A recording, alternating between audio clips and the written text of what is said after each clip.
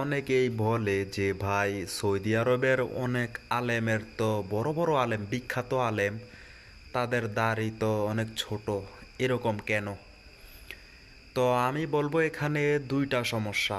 একটা হচ্ছে ওনারা অন্য ভিন্ন মাযহাবের লোক, যেমন আমরা হানাফি মাযহাবের লোক, তারা অন্য মাযহাবের লোক। যেমন 4টা মাযহাব আছে পৃথিবীতে, এই 4টা মাযহাবের অনুসারী পৃথিবীতে প্রত্যেকটা মুসলমান। অনেক রাষ্ট্রে অনেক আইন মেনে চলে, প্রত্যেকটা ইসলামে সহি এবং গ্রহণযোগ্য, এবং আল্লাহ তাআলা প্রত্যেকটা আইনকেই ভালোবাসে, কোনো সমস্যা নাই। আরেকটা হচ্ছে সৌদি আরবের এই ছোট ছোট দাড়ি রাখার কারণ হলো সেখানে যুগে যুগে কিছু শাসক আসছে, যাদেরকে এই আমেরিকা আপনার টাকা দিয়ে কিনে নিয়েছে, অথবা সামরিক অস্ত্রের মাধ্যমে কিনে নিয়েছে, অথবা বিভিন্ন চাপের মুখে ফেলে এই সমস্ত আইন তৈরি করতে বাধ্য করেছে, যার কারণে সৌদিতে অনেক আলেমরা আপনার মন খুলে কিছু কিছু ইসলামের আইন বাস্তবায়ন করতে পারে না, মানতে পারে না, আমল করতে পারে না। এই আর বিশেষ করে তারা তো এই যে ছোট ছোট দাড়ি রাখছে, যার কারণে কি তারা কোথাও অসুখী হয়েছে, তাদের আমল কমতি হয়েছে, নাকি তারা উন্নয়ন করতে পারে না, নাকি তারা এই সমাজের অনেক সুযোগ সুবিধা থেকে বঞ্চিত হয়েছে, কোনটা? এখানে বিষয় হচ্ছে ওরা তো কোরআন হাদিস বুঝে, ওরা তো কোরআন স্টাডি করে, রিসার্চ করে। হ্যাঁ, ওনারা তো উন্নয়নশীল দেশ, উন্নত প্রযুক্তির দেশ। হ্যাঁ, ওনাদের দেশে কোনো কিছুর অভাব নাই।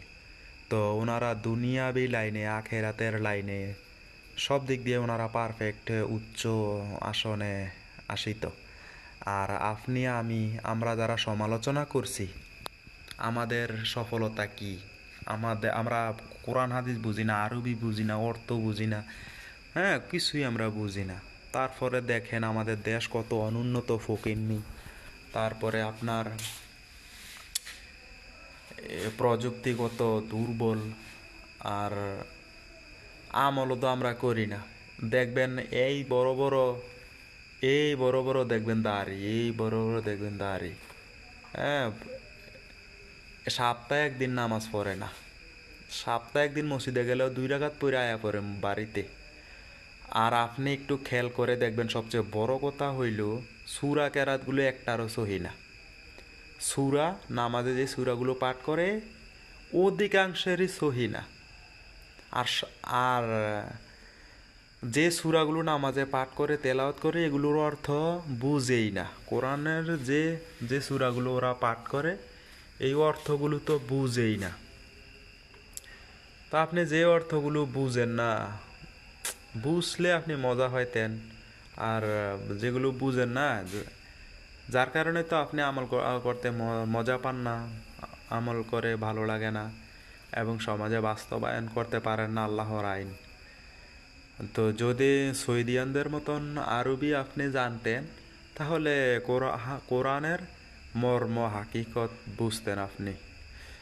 কোরআনের যেই শাসন, যে সুখ শান্তি, মানব জীবনে যে শান্তিময় সুখের জন্য যে কোরআন আল্লাহ তাআলা পাঠাইছে, সেটা আপনি আস্বাদন করতে পারতেন এবং সমাজে বাস্তবায়ন করতে সহজ হইত। তো আমরা সবাই চেষ্টা করব পবিত্র কোরআনুল কারীম, কোরআন শরীফ 30 পারা অর্থসহ প্রত্যেকে কমপক্ষে একবার হলেও জীবনে পাঠ করব ইনশাআল্লাহ।